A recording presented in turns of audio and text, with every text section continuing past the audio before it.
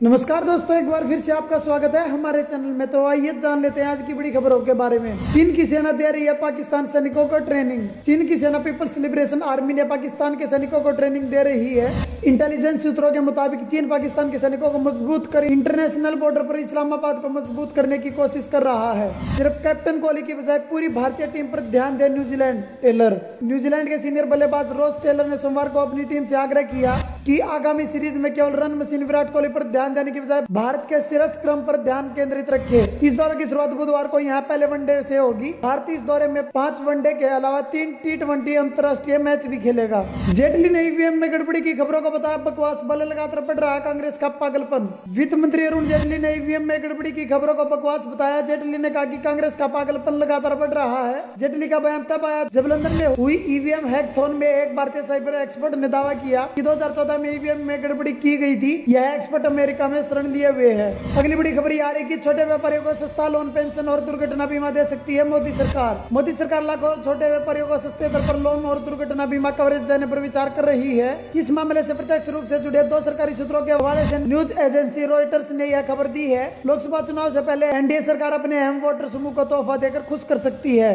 अगली बड़ी खबर आ रही है कि किसानों पर मोदी सरकार की नई योजना बन चुकी है और हर साल खर्च होंगे 70,000 करोड़। लोकसभा चुनाव नजदीक आते के अंदर की मोदी सरकार एक के बाद एक लोक लुभावन स्कीम ला रही है। चुनावी मौसम में वादों और घोषणाओं की बरसात सी हो गई है। सरकार अब किसानों को मिलने वाली सब्सिडी को कैश रूप में ट्रांसफर करने के प्रस्ताव पर विचार कर रही है। जल्द ही इसका ऐलान किया जा सकता है। अभी तक किसानों को उर्वरक, बीज, खाद, यूरिया पर सब्सिडी के तहत दाम में छूट मिलती थी, लेकिन अब इस सब्सिडी को कैश के रूप में देने का प्रावधान किया जाएगा। अगली बड़ी खबर आ रही कि अपनी मरी हुई गाय को याद करते हुए विधानसभा में रो पड़े राजस्थान कांग्रेस के मुस्लिम विधायक। कांग्रेस के विधायक अमीन खान सोमवार को राजस्थान विधानसभा में एक चर्चा के दौरान गाय से अपने लगाव का जिक्र करते हुए भावुक हो गए। राज्यपाल के अभिभाषण पर चर्चा के दौरान खान ने कहा कि भाजपा ने गायों का इस्तेमाल वोट की राजनीति के लिए किया। अगली बड़ी खबर आ रही कि नवजोत सिंह सिद्धू का पाक पीएम को खत, करतारपुर गुरुद्वारा साहिब के आसपास न हो निर्माण। पंजाब के मंत्री और कांग्रेस नेता नवजोत सिंह सिद्धू ने भारत और पाकिस्तान के प्रधानमंत्रियों को खत लिखकर करतारपुर साहिब गुरुद्वारा की पवित्रता बनाए रखने की मांग की है। सिद्धू ने पाकिस्तान पीएम इमरान खान को एक पत्र लिखकर उनसे आग्रह किया है कि करतारपुर साहिब गुरुद्वारा के आसपास कंक्रीट के ढांचे नहीं बनने दें और ऐतिहासिक सिख तीर्थ स्थल की पवित्रता बनाए रखने के लिए श्रद्धालुओं की आवाजाही को विनियमित करें।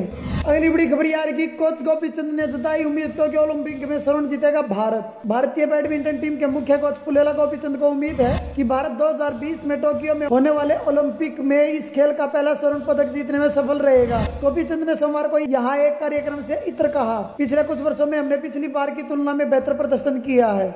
ईवीएम हैकिंग को लेकर एक बड़ी खबर आ रही कि मोदी को हटाने के लिए हॉकिंग हॉरर शो बनाने में जुटी है कांग्रेस, भाजपा का आरोप। इलेक्ट्रॉनिक वोटिंग मशीन में छेड़छाड़ के एक साइबर विशेषज्ञ के दावे के बाद सत्तारूढ़ भाजपा ने इस चुनाव में हार से पहले कांग्रेस का हैकिंग और शो करार दिया है। तो वही विपक्षी तृणमूल कांग्रेस ने कहा कि हार वोट में तो पूर्ण है और लोकतंत्र की सुरक्षा सुनिश्चित की जानी चाहिए। अगली बड़ी खबर आ रही कि बीकानेर जमीन घोटाले में रॉबर्ट वाड्रा की मुसीबत बड़ी। मां के साथ 12 फरवरी को होगी पूछताछ। बीकानेर जमीन घोटाले की जांच में रॉबर्ट वाड्रा की मुसीबत बढ़ गई है। राजस्थान हाईकोर्ट ने वाड्रा को ईडी के सामने पेश होने का आदेश दिया है। अब 12 फरवरी को रॉबर्ट वाड्रा और उनकी मां समेत स्काईलाइट हॉस्पिटल प्राइवेट लिमिटेड के सभी साझेदारों को ईडी में पूछताछ के लिए हाजिर होना पड़ेगा। रात की बात सिर्फ इतनी है कि ईडी वाड्रा को गिरफ्तार नहीं कर सकता। एक बड़ी खबर यह भी आ रही कि देश भर के स्कूलों में मार्च के बाद नहीं रहेंगे एक भी अप्रशिक्षित शिक्षक। जी हाँ, चुनाव में उतरने से पहले सरकार का स्कूलों को अप्रशिक्षित शिक्षकों से मुक्त बनाने का एक बड़ा सपना साकार हो जाएगा। देश भर के स्कूलों में पढ़ा रहे ऐसे करीब 13 लाख शिक्षकों के प्रशिक्षण का काम 15 मार्च को पूरा हो रहा है, तो तय समय से करीब 2 हफ्ते पहले पूरा हो जाएगा। इसके साथ ही स्कूलों के माध्यम से अप्रशिक्षित शिक्षकों के पढ़ाने का वह दाग भी मिट जाएगा, जिसे खत्म करने के लिए देश में पिछले 10 सालों से मशक्कत की जा रही थी। अगली एक बड़ी खबर आ रही कि आदित्य पंचोली के खिलाफ एफआईआर नहीं दिए थे, कार मैकेनिक को बकाया पैसे।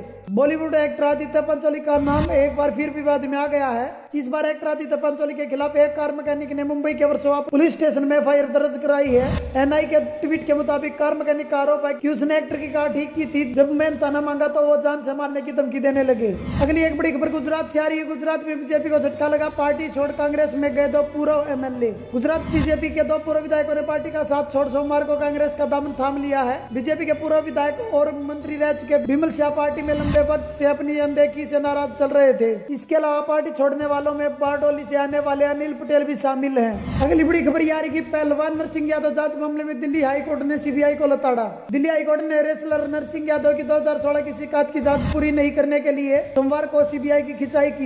अदालत ने निर्देश दिया कि डीआईजी रैंक के अधिकारी यह मामला देखें और रिपोर्ट पेश करें। नरसिंह ने अपनी शिकायत में आरोप लगाया था कि उनके भोजन में प्रतिबंधित पदार्थ मिलाए गए, जिसके कारण उन पर डोपिंग के आरोप में 4 साल का प्रतिबंध लगा। अगली बड़ी खबर यह है कि अन्ना हजारे का मोदी सरकार पर बड़ा वार, लोकपाल विधेयक लागू होता तो रफाल नहीं होता। अन्ना ने भूख हड़ताल का ऐलान करते हुए कहा कि वह लोकपाल और लोकायुक्त के गठन की मांग को लेकर 30 जनवरी से अपने गाँव रालेगढ़ सिद्धि में अंतिम सांस तक उपवास रखने जा रहे हैं। अगली एक वीडियो के साथ फिर से आपसे मुलाकात होगी, तब तक के लिए नमस्कार।